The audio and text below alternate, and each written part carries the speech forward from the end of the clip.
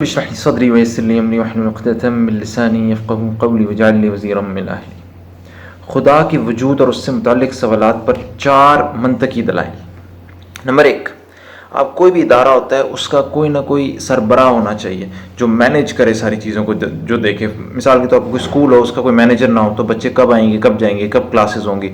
کوئی دکان ہو، اس کے اندر کوئی مینیجر نہ ہو تو ساری چیزیں اور کہاں سے سامان آئے گا، کس طریقے سے رکھا جائے گا، کس طرح مینیج ہوگا۔ کوئی گھر کا مینیجر نہ ہو تو اسی طریقے سے کوئی بھی ادارہ اس کا مینیجر ہونا چاہیے۔ تو یہ کیسے ممکن ہے؟ یہ پورا نظام شمسی، زمین آسمان، پوری کائنات چل رہی ہے، دن رات بہترین طریقے سے آ رہے ہیں۔ سارا جو واٹر سائیکل ہے چل رہا ہے، جو جانور ہیں، جو پلانٹس ہیں، اینیملز، انسان، ہر چیز بہترین طریقے سے اتنے سالوں سے، صدیوں سے چل رہی ہے، اس میں کوئی گڑبڑ نہیں آ رہی۔ تو یہ بغیر مینیجر کے، ایک سربراہ کے، ایک نگہبان کے کس طریقے سے چل رہی ہے۔ نمبر 2، اگر ایک ہی ادارے کے 2 برابر کے سربراہ ہوں تو وہ ادارہ نہیں چل سکتا۔ مثال کے طور پر ایک اسکول کے ایک سربراہ وہ کہے کہ نہیں 7 بجے صبح سب نے بچوں نے آنا ہے، ایک کہے نہیں 8 بجے آنا ہے، تو کس وقت آئیں گے؟ نہیں چل سکتا، ممکن نہیں۔ تو کسی بھی ادارے کا ایک ہی سربراہ ہونا چاہیے، ورنہ وہاں پہ فساد پیدا ہو جائے گا۔ تو پوری زمین، کائنات، پورا جو نظام چل رہا ہے وہ خراب، اتنا بہترین طریقے سے چل رہا ہے، اس کے اندر کوئی خرابی نہیں نظر آتی۔ دن رات اپنے مستقل ان کا مستقل آنا جانا ہے، اور جس طرح کہ سورج مستقل زمین سورج کے گرد چل رہی ہے، اور باقی تمام نظام چل رہے ہیں، ان کے اندر کوئی فساد نہیں نظر آ رہا، لہٰذا اس تمام کائنات کو بھی کوئی ایک ہی نگہبان دیکھ رہا ہے۔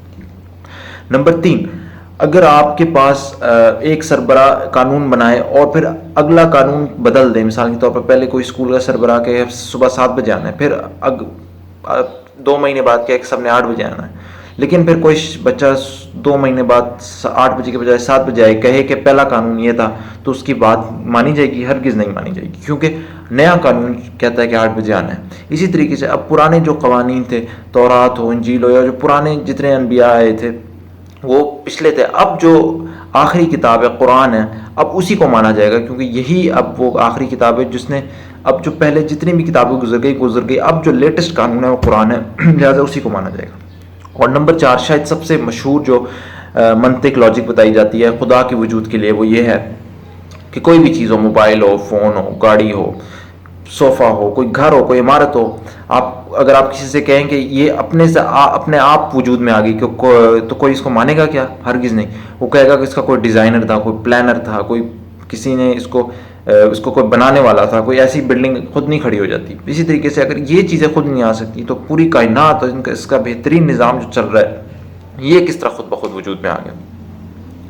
آخر میں آپ کے سامنے 3 آیات رکھوں گا۔ سورۃ المؤمنون کی آیت نمبر 91، اس کا ترجمہ آپ کے سامنے رکھوں گا۔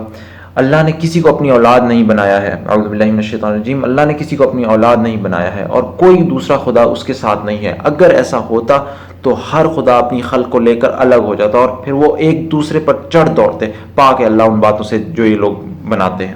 تو سبحان اللہ، اس آیت میں بھی اس کی طرف اشارہ ہے کہ ایک سے زیادہ خدا نہیں ہو سکتا۔ اور اسی طریقے سے سورہ انبیاء کی آیت نمبر 22 میں، اگر آسمان و زمین میں ایک اللہ کے سوا دوسرے خدا بھی ہوتے تو زمین اور آسمان دونوں کا نظام بگڑ جاتا، پس پاک ہے اللہ رب العرش ان باتوں سے جو یہ لوگ بنا رہے ہیں۔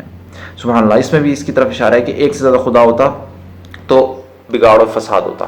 اور پھر آخر میں اس چیز کی طرف اشارہ کہ کہ اللہ سبحانہ وتعالیٰ اکیلا خالق اور ہر چیز کا نگہبان ہے۔ اس کے لیے آیت نمبر 62 سورۃ الزمر کی، اس میں اللہ سبحانہ وتعالیٰ فرماتے ہیں اللہ ہر چیز کا خالق ہے اور وہی ہر چیز پر نگہبان ہے۔ سبحان اللہ۔